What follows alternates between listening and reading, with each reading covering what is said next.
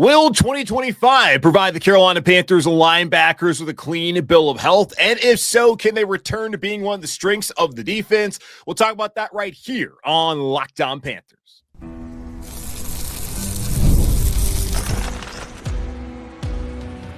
You are Locked On Panthers, your daily Carolina Panthers podcast. Part of the Locked On Podcast Network, your team every day.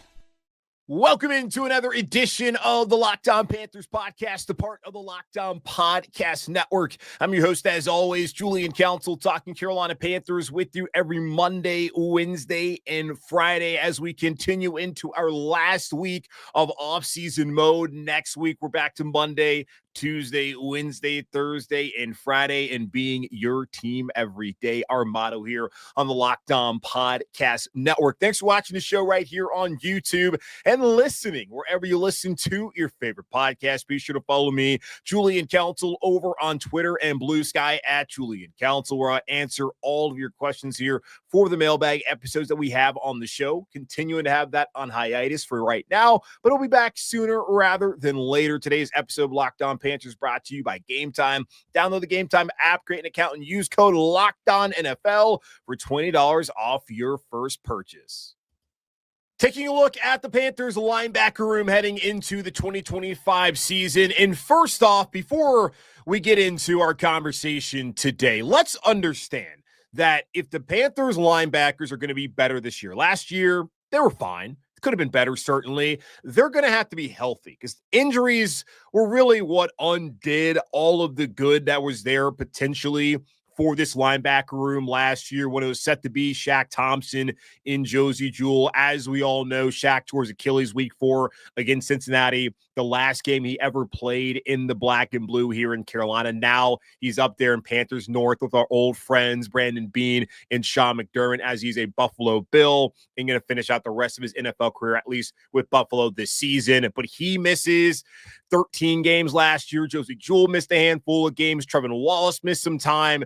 This room has to stay healthier for the Panthers defense to be better overall, but also just for the room in itself to meet its potential. I don't think last year we ever got to see the best of this linebacker room because of the injuries to Shaq, to Josey, to Trevin, and everyone else in that room. So that's the first thing we have to focus on before having this conversation, because there is a standard that has been set, an expectation that we all have for Panther linebackers because of what Sam Mills was able to do, what Dan Morgan was able to do, what John Beeson, Thomas Davis, and Luke Kuechly, and to a lesser extent, Shaq Thompson were able to do here during their tenures as Carolina Panthers. And you look at Sam Mills, you look at Dan Morgan, you look at John Beeson, Thomas Davis, and Luke Kuechly, all 5 of those, in my opinion, were Panther greats at the linebacker position. And now with Trevin Wallace coming into his second year, the 3rd round pick from a year ago from Kentucky, who had to step in early on as a rookie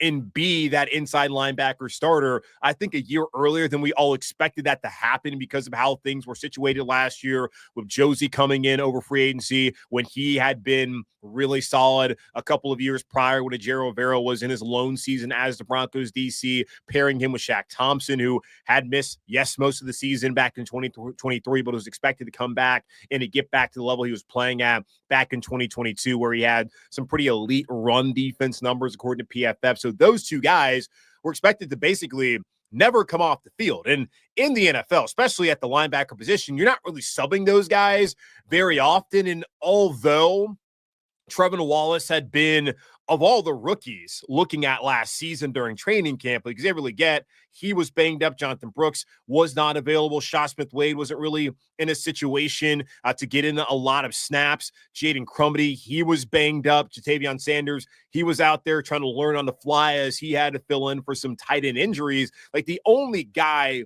who's in a situation where he was really impressing was Trevin Wallace. So even though that was the case, the expectation was for him not to step in until, well, this year, because in all likelihood, last year, whether Shaq would have been healthy or not, unless he was like a Pro Bowler, an all-pro type of player, that was going to be his last year in Carolina.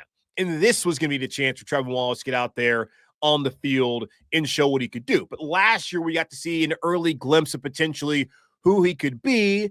and start asking the question, is Trevin Wallace next in line as far as the all-time Panther great linebackers that we've had here in Sam Mills, Dan Morgan, John Beeson, Thomas Davis, Luke Kuechly, or is he going to be more of a Shaq Thompson type who over a decade, Shaq was a solid player here in Carolina, and you look at the last 5 years, really the 3 years prior to 23 and 24 when he was out, when he became the alpha in that room, I thought Shaq was a really good player for Carolina. Now he's not at the level of Sam or of John or Dan or Thomas or Luke, but still that was a solid player you could depend upon when healthy, which was not the case the last couple of years. So we'll find out who Trevin Wallace is going to be. And he had to step in there after week 4 and had to start. Made his first career starting in Chicago, which if you look at it, may have been his best game of the season. Had 15 tackles in that game, graded out with a 62.9 PFF grade. And he only had the fortune of playing next to a veteran 6 times last year.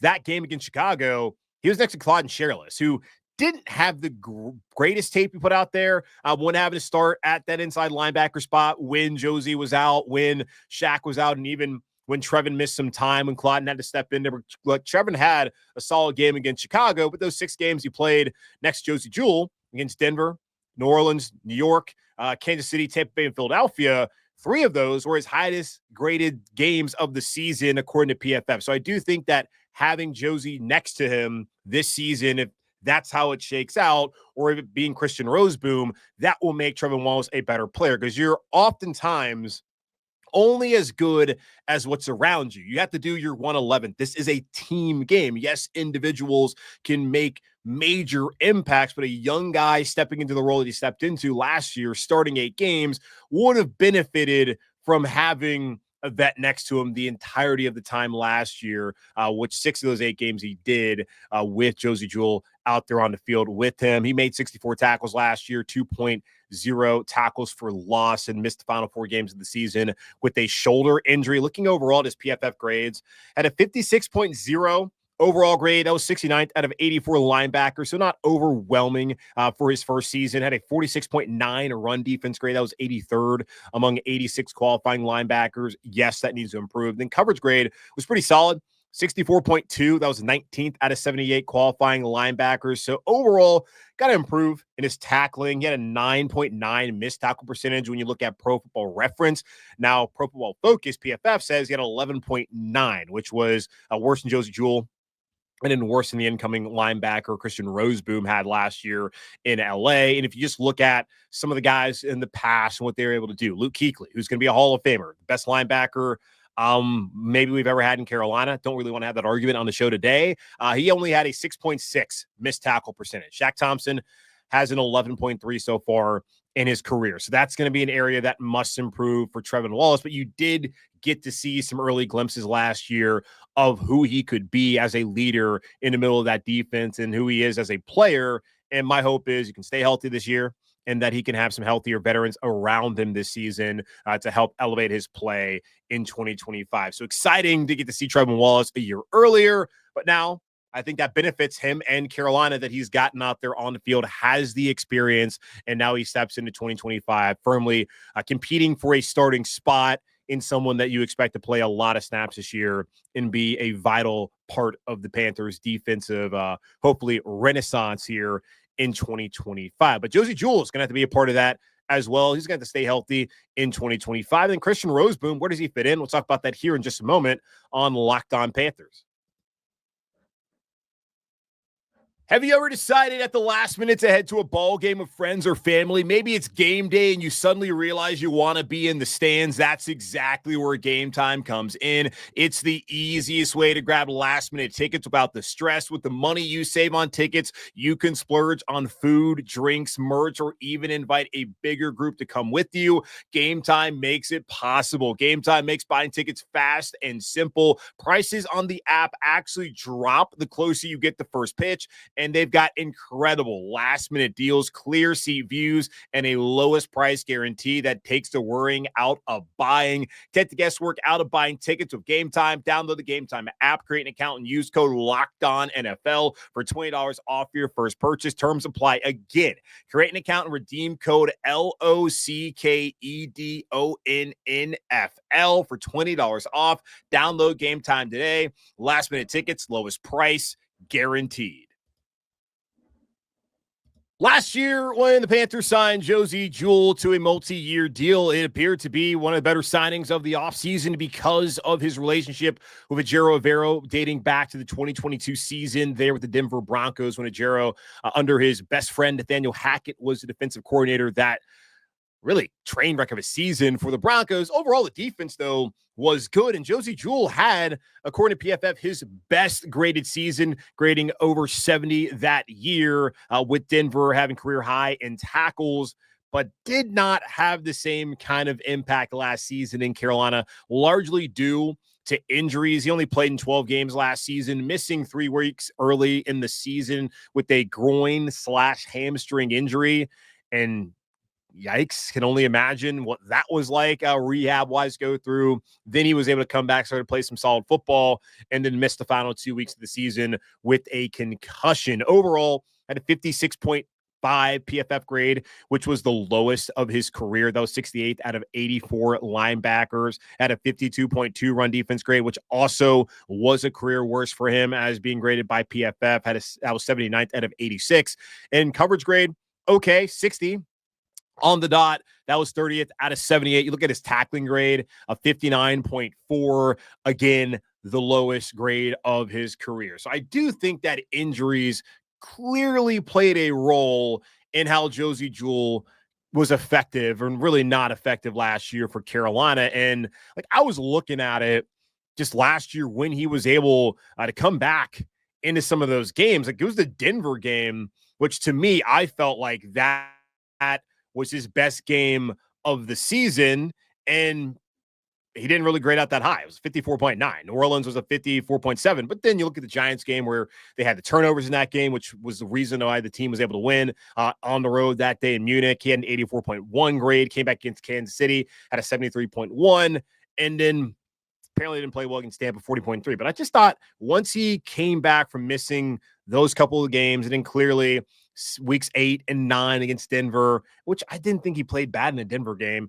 and against New Orleans, that's when he really was finally healthy again, played well for a couple of weeks, and then he got injured with concussion, and we didn't really get to see the best of Josey Jewell. So that's kind of my question this year when looking at Josey Jewell. Can he give Carolina more this year than they gave him last year? And again, a large part that was due to injuries. He did have 97 tackles and a career high 3.5 sacks, which is a good thing considering how poor the pass rush has been. We talked about that on Friday with 2 rookies that they're going to be depending upon this upcoming season, and how there was defensive tackles and even linebackers who were able to supplement the lack of the pass rush coming off of the edge as far as just the sack numbers.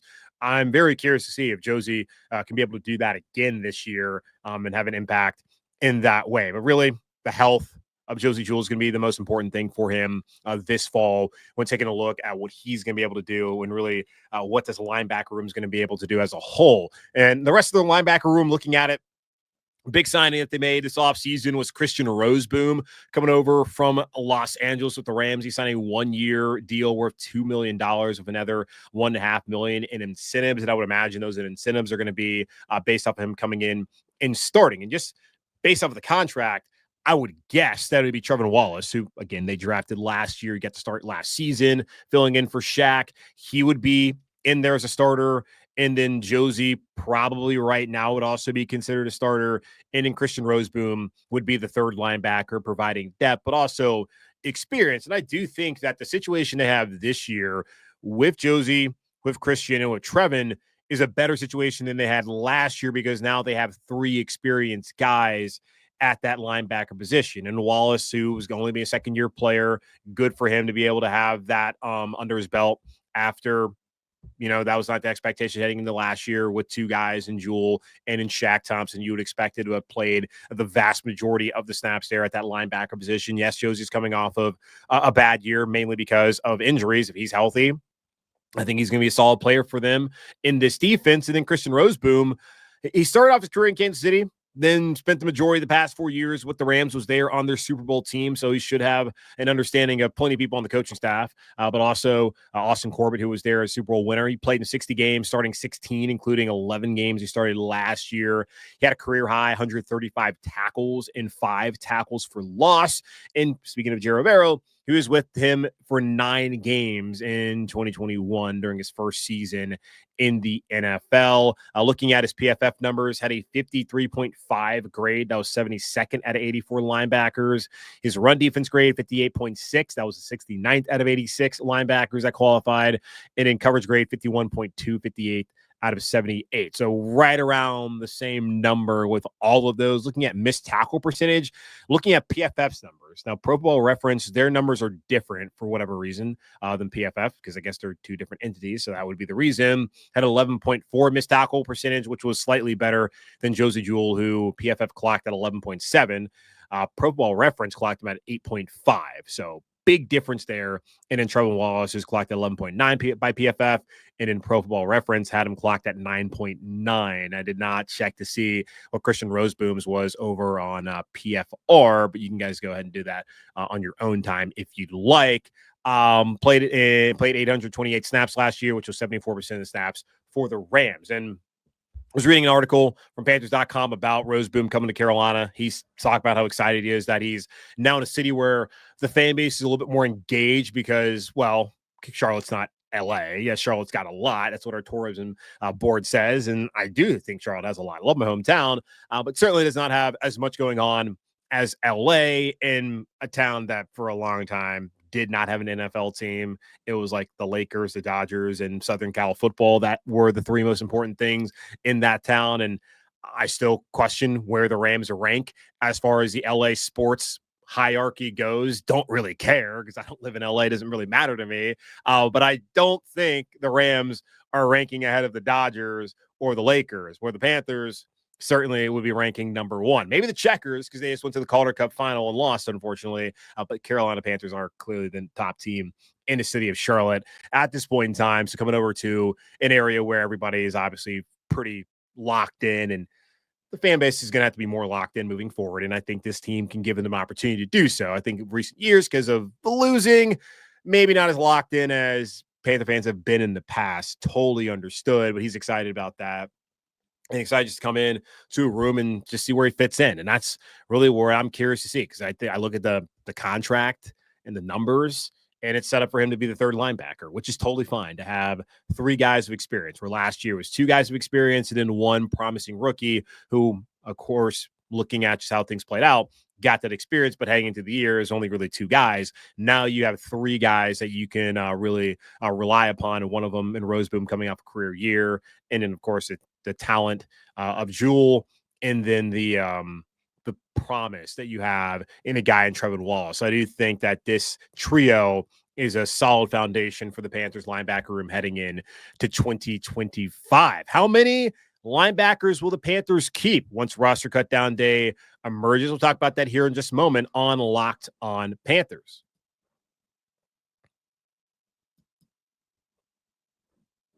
Projecting the 53-man roster as we take a look at the Panthers inside linebacker room. Looking at last year, Carolina only kept 4 linebackers on the initial 53. Shaq Thompson, Josey Jewell, Claude Sherrillis, and Trevin Wallace. Eventually, once they were able to place in some waiver claims, they were able to get a guy like John Radigan to come in and to be a special teams ace for them last season. Looking at just the way I break it down, guaranteed roster spot, roster bubble, and practice squad option / UFL bound, and no shame in that.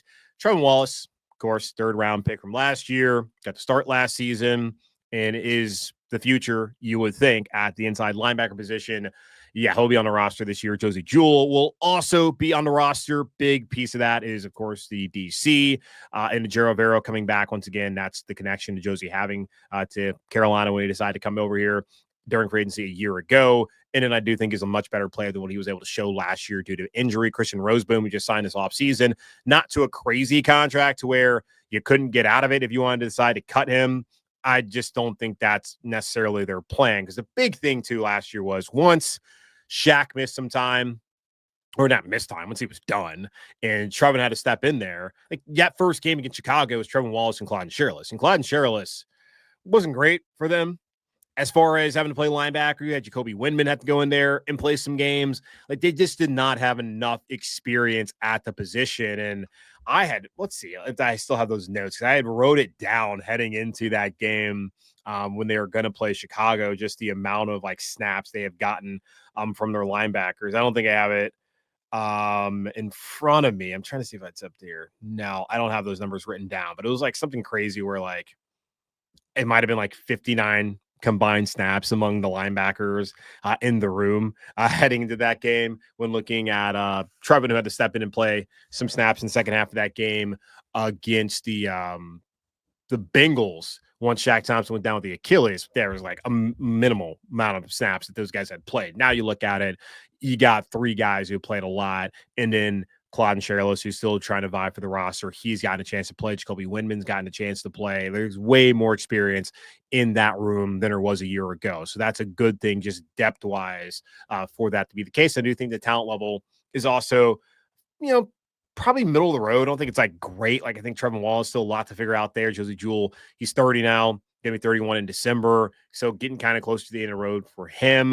And then Rozeboom was a former undrafted guy. I finally got really an opportunity last year with the Rams.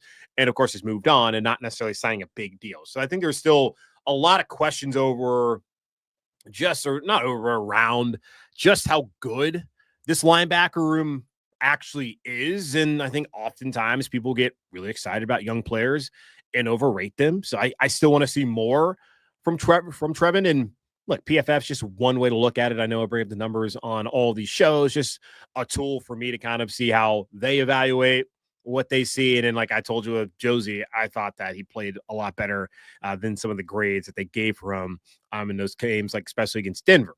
But either way, just a way to look at it. I do think that Trevin going to need to get better, which he's a young player. It's not like he came in and he was all world as a Pro Bowler, all pro and all that kind of stuff. Like he's somebody who can improve, but wouldn't want to crown him just yet. And then Josey clearly can be better. Christian, we'll see. Really did not watch a ton of him last year, to be honest. But those three guys, they're guaranteed roster spots. Roster bubble. I got three. Clyde Sherlis, John Radigan, and Jacoby Windman. Looking at Clyde, and he's been here the last couple of seasons. He was a waiver wire claim pickup after roster cutdown day 2023 came in, and he played special teams for them the entirety of the season. Last year was called upon to make a couple of starts due to injuries to Shaq Thompson and Josey Jewell. Made 2 starts, had 28 tackles, had a 63.3 PFF grade, which is so surprising considering like PFF saying he played better than Rozeboom at a career high in tackles and Josey Jewell and then Trevin Wallace. Now it's a limited sample size. I'm not really buying all of that. I don't think this is somebody that you necessarily want having to go out there and play linebacker for you, but he can, because at least he has experience doing it, where last year that was not the case. John Radigan, he also is somebody to look at. Played 16 games last year, played 82% of the special team snaps available to him in those 16 games. So if he comes back, he's going to be a special teams ace. Jacoby Windman had to make 2 starts as well late in the season due to injuries. He's the guy who was called for the first ever hip drop tackle in the history of the NFL, and that was apparently something that should not have been called. After review, he had 22 tackles last year, 1.5 sacks, had a 50.5 PFF grade. The 2 guys I look at as practice squad options / UFL bound are Bam Martin Scott from South Carolina, and then Tuasivi Nomura from Fresno State. He was an all Mountain West pick last year, started off his career at Southern Cal. Possibly there could be an opportunity for one of those guys to break through, but you look at it, and I was looking at it earlier this offseason. I thought maybe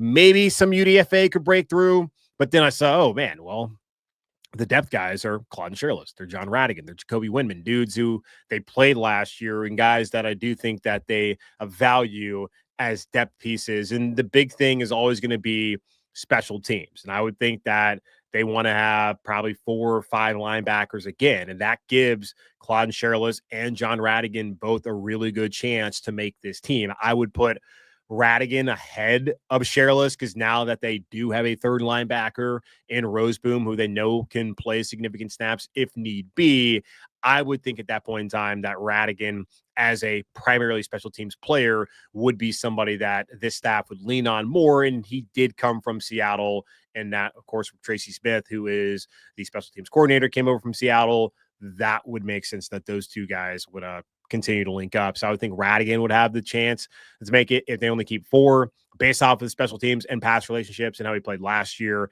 And then Sherlis would be the 5th guy, then Windman behind him. So if they keep 5, Trevin Wallace, Josey Jewell, Christian Rozeboom, and then John Radigan, Clyde and Sherlis. They keep 4. I think it's Radigan over Sherlis if that's how it plays out. But again, Dave Canal stuff with the wide receivers and preseason mattering. I think that'll be the same case here with linebackers, preseason mattering, and also looking back at last year.